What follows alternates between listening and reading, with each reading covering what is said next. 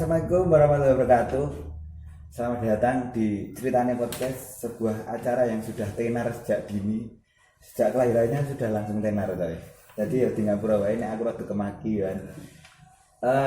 Sekarang di pagi kali ini karena problem-problem ekonomi di dunia ini mulai sangat autis, orang autis sih, mulai sangat kritis, memprihatinkan sekali.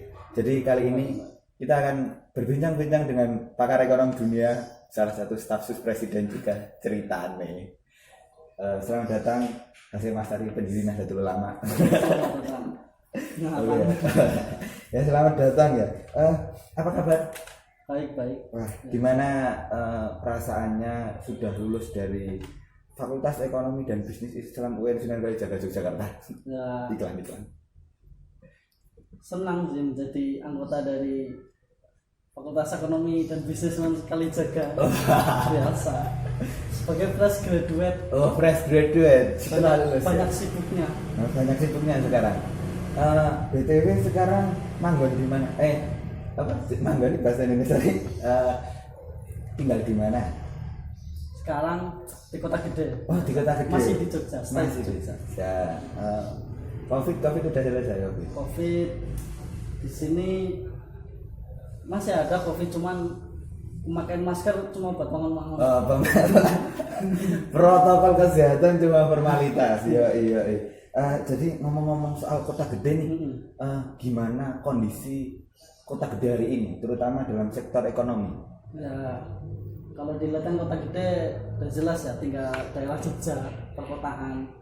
Sudah pasti Jogja terkenal sebagai kota pelajar, kota wisata. Pastinya perekonomian sudah merata. Hampir setiap sektor itu mesti ada wisata di desa, ada pertokoan yang memang pangsa pasarnya itu banyak oleh para wisatawan dan mahasiswa.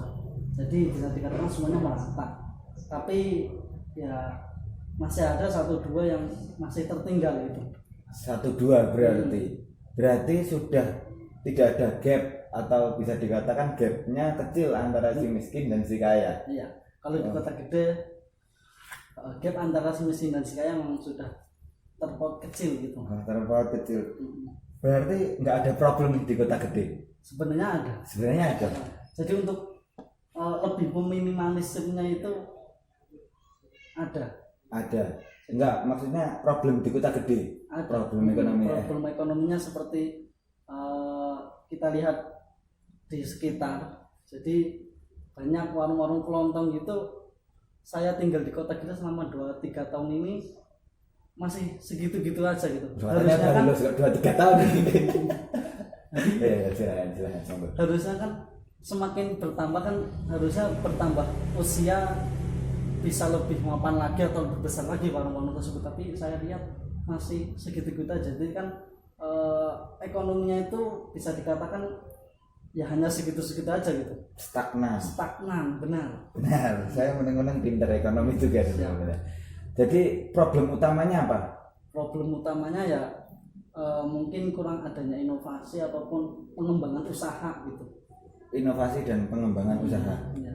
Kalau juga dilihat dari BPS itu apa? Badan Pusat Statistik, yang dimana dia mencatat seluruh aspek-aspek di baik kota, desa maupun kecamatan. Di BPS ini ada satu data yang menurut saya sangat memprihatinkan, di mana sektor untuk sektor banyaknya salah lembaga keuangan yang beroperasi menurut desa atau kelurahan di Kecamatan Kota Gede pada tahun 2019. Jadi yang tidak ada itu adalah koperasi di Kecamatan Kota Gede. Di Kecamatan Kota Gede kan ada 3 desa, Perenggan, Purbayan, sama Rojowinangun. Ya. Di 3 desa ini tidak ada sama sekali koperasi. Padahal koperasi ini bisa menunjang untuk permodalan perekonomian masyarakat kecil. Gitu. Baik simpan pinjam atau dan lain-lain. Tidak adanya koperasi salah satu problemnya. Iya itu. Cuma itu doang. Apa tidak ada yang lain? Salah satunya inilah. Sebenarnya ya banyak aspek-aspek, cuman kan yang memprihatinkan di sini Renggan koperasi unit desa KUD 0, Purbaya 0, Rejono 0, terus koperasi industri kecil dan kerajinan rakyat itu 0, semuanya 0. Jadi kan memang tidak ada koperasi. Kerajinan rakyat 0. Iya. Padahal kan di Kota Gede terkenal sebagai koperasinya, perak. koperasi industri kecil dan kerajinan rakyat. Kecilnya. Bukan usahanya. Kalau usaha perak, Kota Gede terkenal dengan peraknya. Oke. Koperasi simpan pinjam dan lain. Padahal ini termasuk sektor yang bisa mengangkat permodalan perekonomian masyarakat kecil gitu. Di Kota Gede. Di Kota Gede. Berarti secara tidak langsung Anda sudah menemukan solusinya. Ya, dengan solusi paling dari solusi saya ya mencoba untuk masyarakat Kota Gede supaya kembali membangun koperasi. Kembali membangun koperasi. Membangun koperasi.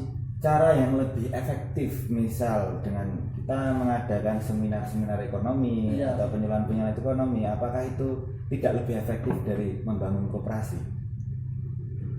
Penyuluhan, seminar itu sebagai langkah awal. Sebagai langkah awal pengenalan ekonomi, pengenalan inovasi, pengenalan pengembangan perekonomian dari warung-warung atau toko kelontong agar lebih berkembang. Itu dari awal pergerakan, dari seminar, dari penyuluhan. Setelah itu kita tarik untuk bersama-sama perkenalkan ini loh koperasi seperti ini, masyarakat bisa meminjam dana seperti ini dan lain-lain.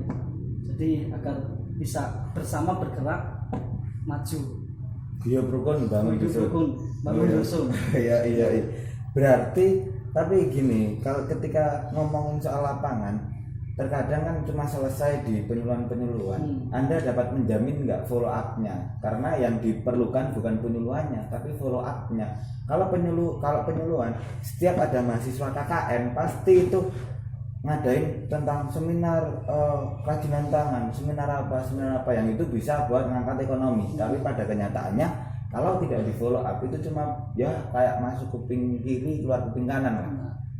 Itu follow up-nya itu bukan dari kita, tapi semua masyarakat. Kita ambil masyarakat yang memang dia giat dan mau, kita ambil dia untuk ikut serta dalam pembangunan ini.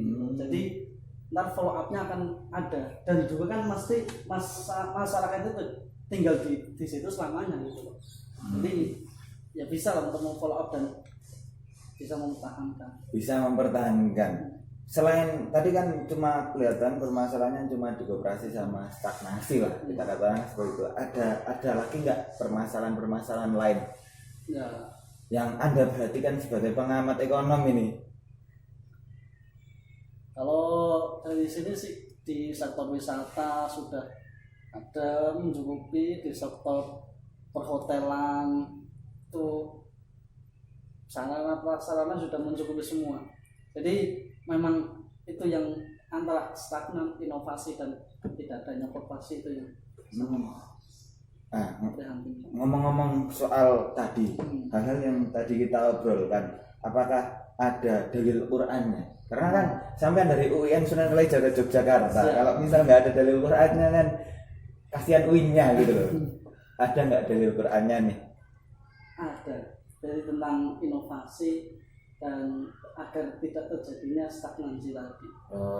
Jadi di Al-Quran banyak kata-kata afala, tatafakkarun gitu kan, afala, yaqilun gitu kan.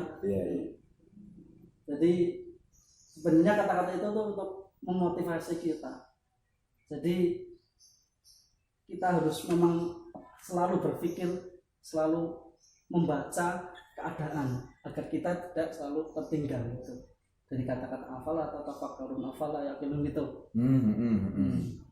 Itu inovasinya. Inovasinya. Oh itu berarti udah mencari.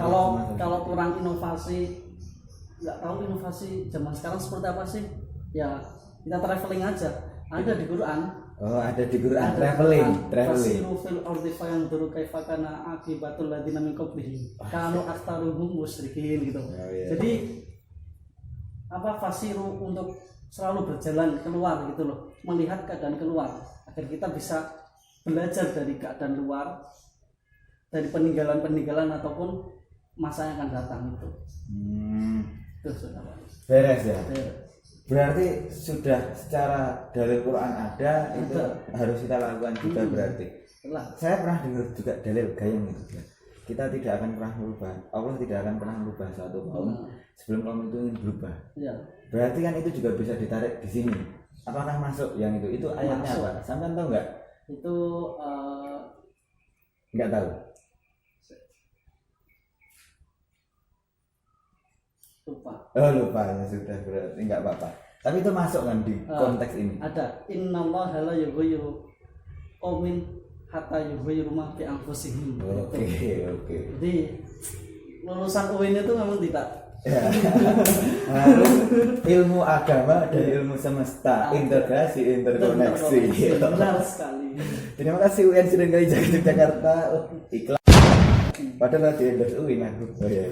Ya, mungkin dari bintang-bintang tadi kita semoga dapat dipetik manfaatnya. Amin, Semoga amin. apa ya? Ekonomi masyarakat lebih maju, semakin inovatif, semakin berkembang. Harapan-harapannya untuk ekonomi kota gede khususnya dan untuk ekonomi Indonesia umumnya. Harapannya untuk masyarakat itu lebih sadar akan perekonomian, lebih melek akan perekonomian ke depan gitu.